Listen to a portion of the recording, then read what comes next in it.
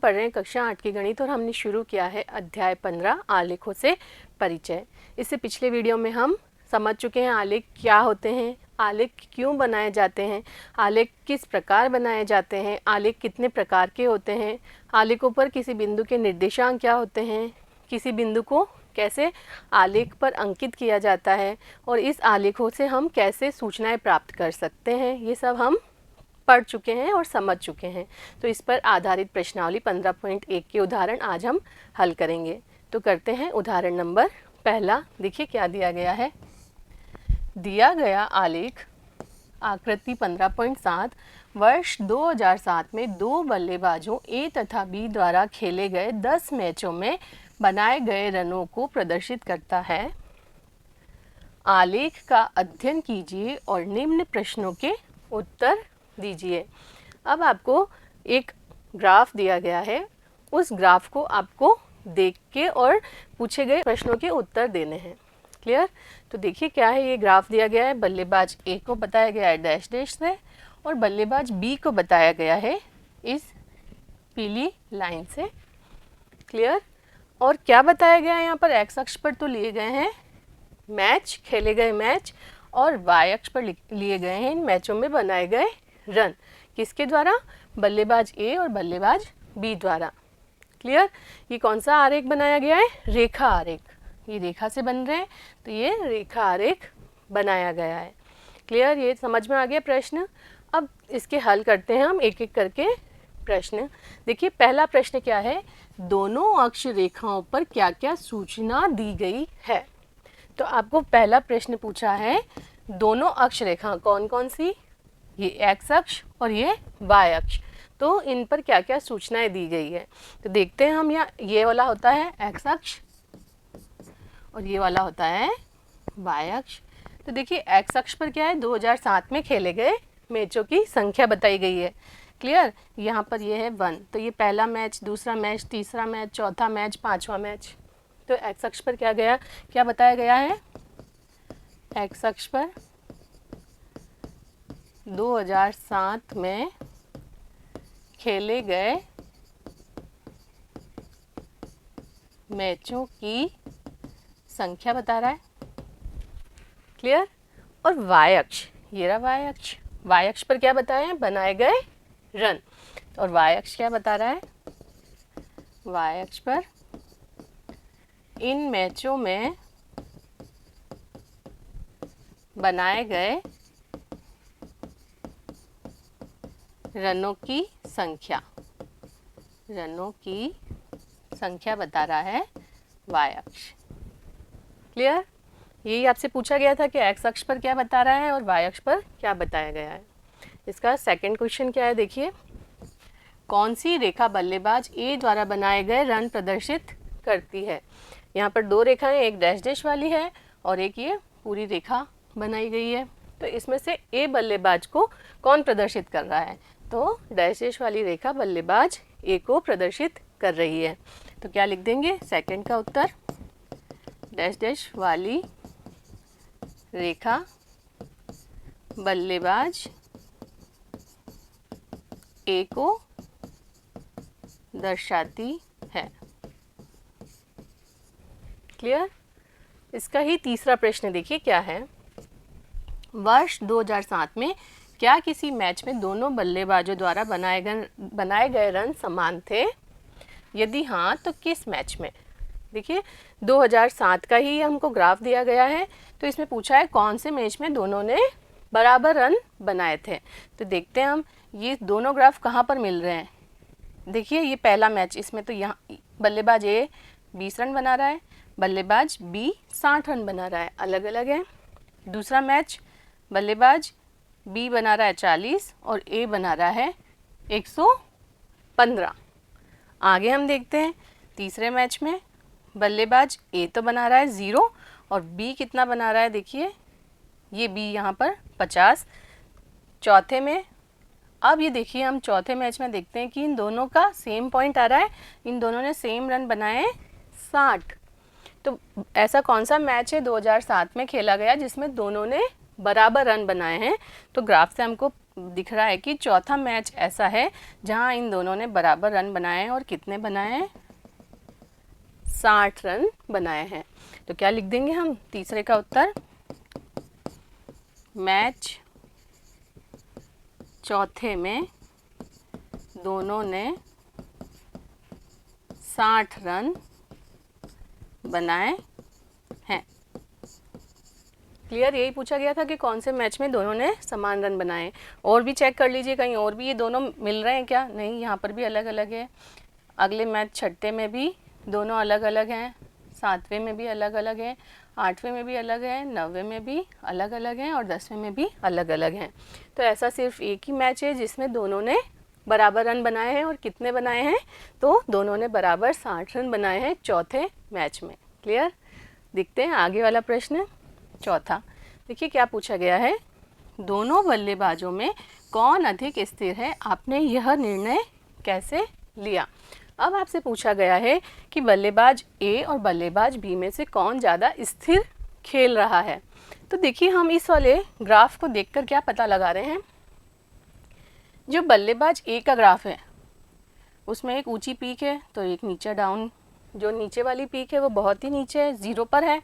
फिर आगे बढ़े, फिर तो इसमें उतार चढ़ाव काफ़ी दिख रहे हैं, किसमें, बल्लेबाज ए के ग्राफ में। इसका मतलब कभी तो उसने 115 तक बना लिए रन, और कभी तीसरे में 0 ही बनाए, 90 में भी 0 बनाए, फिर इस वाले में भी ऊंची पीक आई है, मतलब 90 रन बनाए हैं छठे मैच में। तो इसका मतलब बल्लेबाज ए स्थिर नहीं खेलता, कभी वो बहुत अधिक रन बना लेता है तो कभी वो 0 पर आउट हो जाता है। तो इस पर भरोसा नहीं किया जा सकता। जबकि बल्लेबाज बी देखते हैं, इसका ग्राफ लगभग बराबर ही रह रहा है। इसका मतलब कभी ऐसा नहीं हुआ कि ये 0 पर आउट हो गया और कभी इसने बहुत अधिक रन बना लिए, ऐसा भी नहीं है।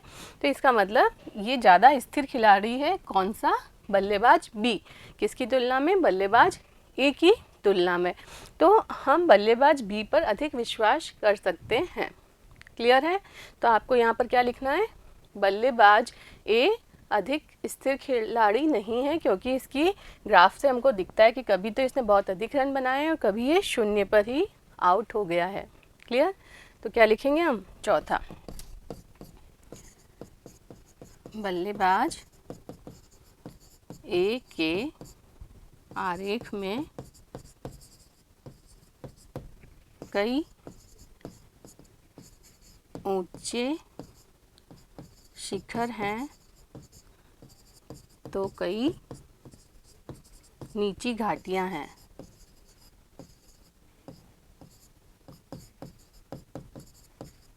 मतलब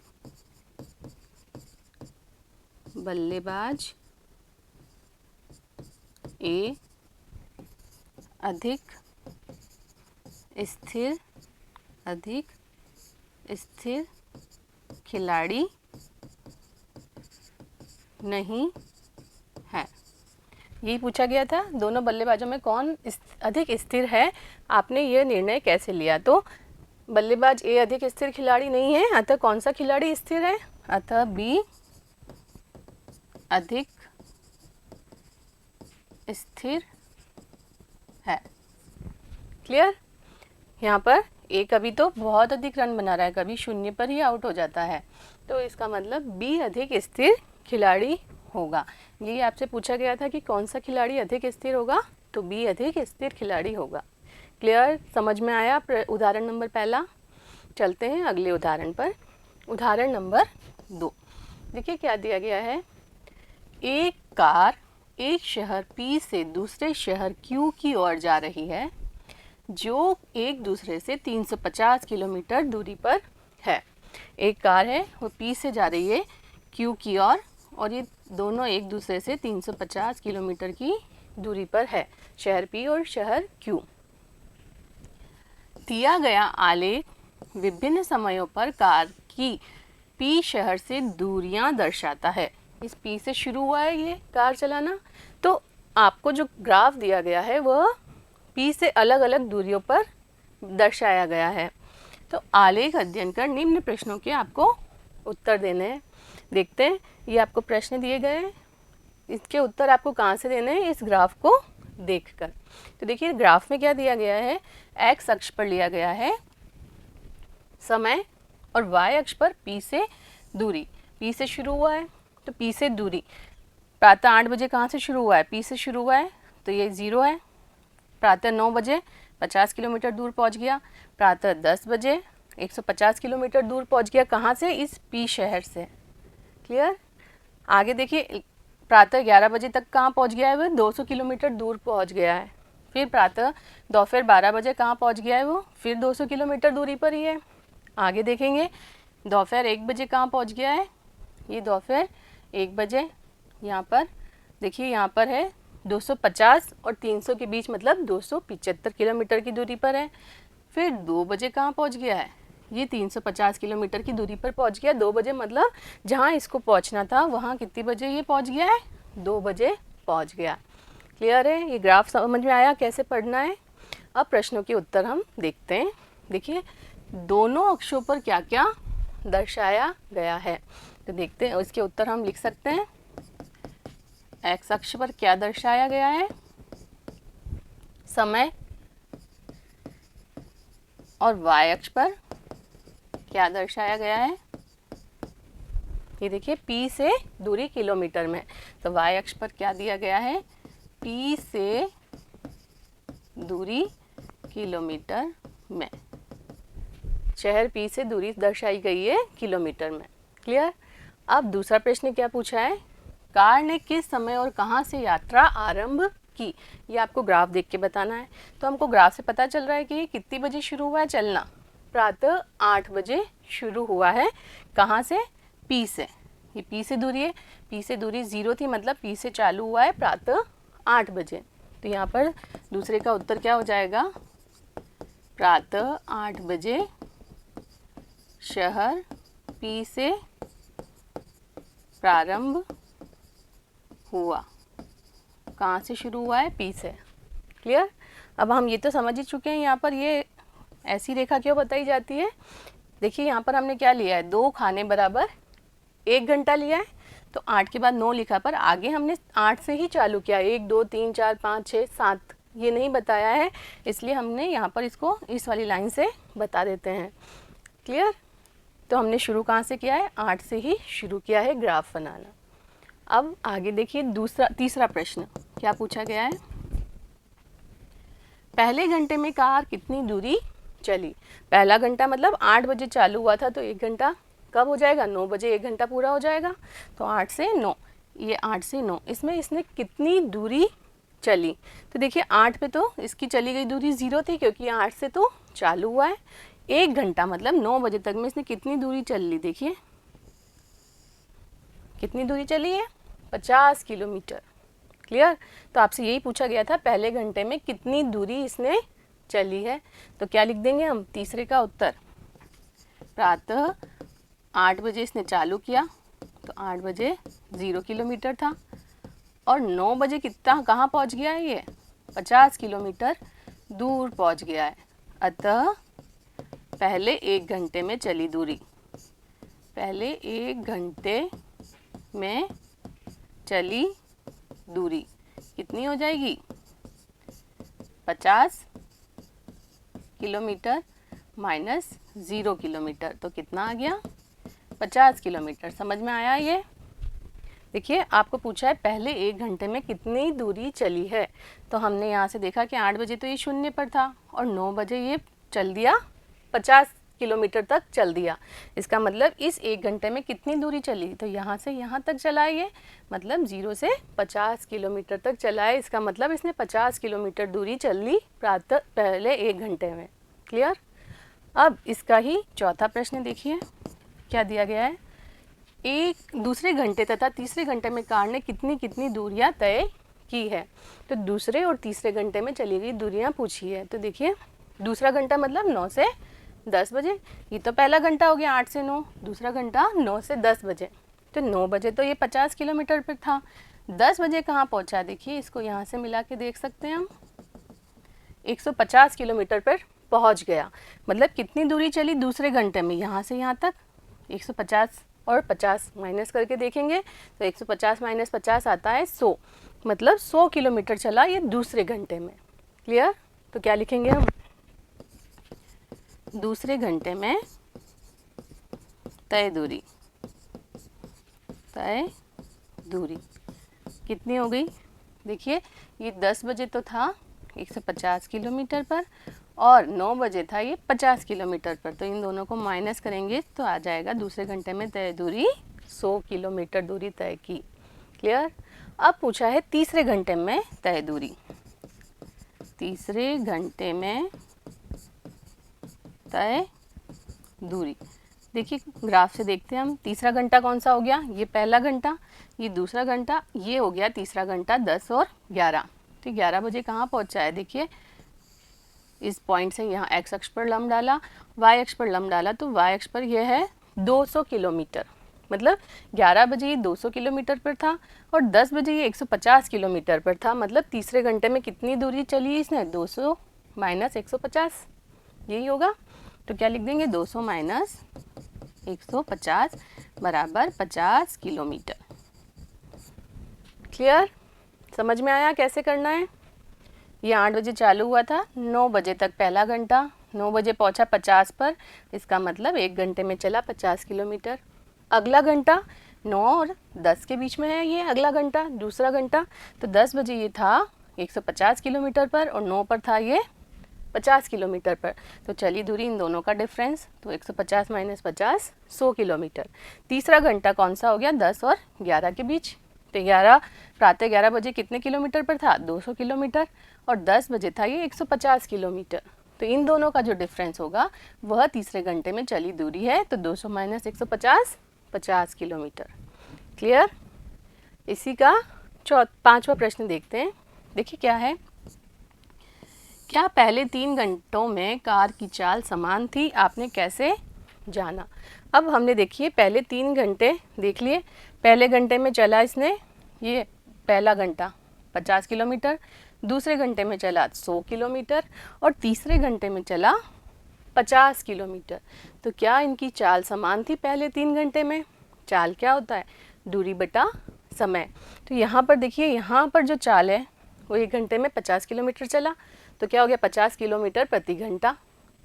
यहाँ पर चल लिया वो 1 घंटे में 100 किलोमीटर, तो चाल हो गई 100 किलोमीटर प्रति घंटा। अब तीसरे घंटे में चल लिया वो 1 घंटे में 50 किलोमीटर, तो यहाँ चाल हो गई 50 किलोमीटर प्रति घंटा। पर अपन से क्या पूछा है? क्या पहले 3 घंटों में कार की चाल समान थी? तो चाल तो अलग अलग हो रही है। यहाँ हमने देख लिया चाल क्या हो रही है, 50 किलोमीटर प्रति घंटा, 100 किलोमीटर प्रति घंटा, 50 किलोमीटर प्रति घंटा। तो क्या पहले तीनों घंटे में चाल समान रही? तो नहीं रही। क्लियर? समझ में आया? आपसे ये भी पूछा है कि आपने कैसे जाना, तो क्या देखा हमने कि पहले तीनों घंटों में चली गई दूरियाँ अलग है, अतः इसकी चाल भी पहले तीनों घंटों में अलग होगी।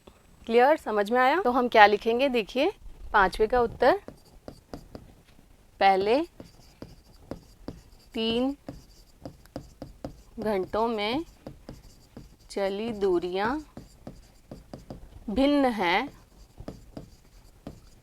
अतः पहले 3 घंटों में चाल भी, पहले 3 घंटों में चाल भी भिन्न होंगी, चाल भी भिन्न होगी।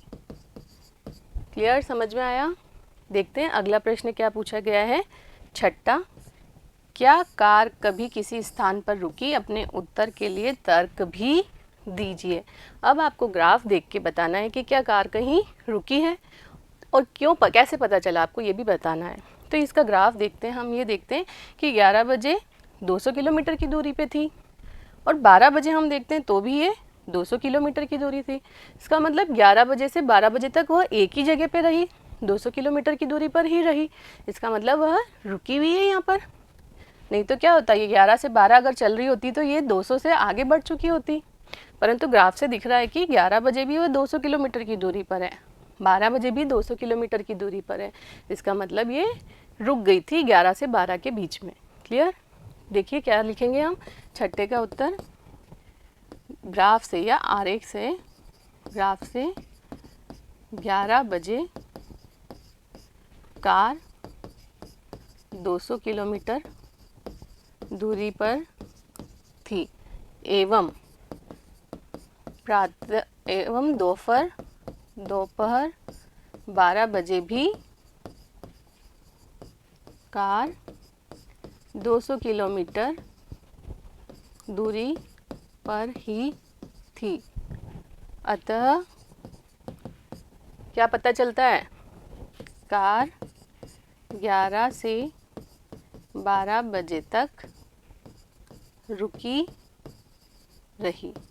यही निष्कर्ष निकला इसका। तो हमसे यही पूछा गया था कि क्या कार कभी किसी स्थान पर रुकी? तो क्या हो गया? बिल्कुल रुकी है, 11 से 12 200 किलोमीटर दूरी पर रुकी रही। क्लियर? अगला प्रश्न देखते हैं। 7वां, कार शहर क्यू पर किस समय पहुंची? अब ये क्यू मतलब हमको दिया था पी से 350 किलोमीटर की दूरी पर क्यू शहर है। तो 350 किलोमीटर दूरी कब कवर की उसने, कितनी बजे पहुंची? तो यहाँ से हम देख सकते हैं दोपहर 2 बजे पहुंची। शुरू कितनी बजे हुई थी? 8 बजे चलना शुरू हुई थी। तो कितने घंटे का समय लिया? देखिए ये 1 घंटा, 2 घंटा, 3 घंटा, 4 घंटा, 5 घंटा और ये 6 घंटे का उसको समय लगा। क्लियर? यहाँ से हम बता सकते हैं 8 से कितनी बजे तक लिया उसने? 2 बजे पहुँची है। तो इसका मतलब कितने घंटे लगे? 1 2 3 4 5 6 घंटे का समय लिया। और आपसे पूछा है कि किस समय पहुँची, तो कितनी बजे पहुँची है ये? दोपहर 2 बजे पहुँची। क्लियर? तो क्या लिख देंगे हम उत्तर 7वें का? दोपहर 2 बजे क्यू शहर पहुँची।